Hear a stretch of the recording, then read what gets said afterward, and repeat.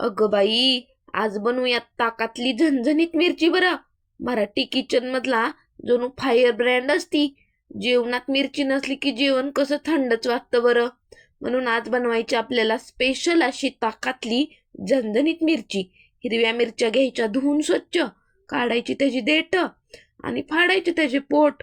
पोट फाडून बिया बिया काढून स्वच्छ करून घ्यायच्या आणि गरम तवा झाला की त्याच्यावर टाकून तेल सोडायचं.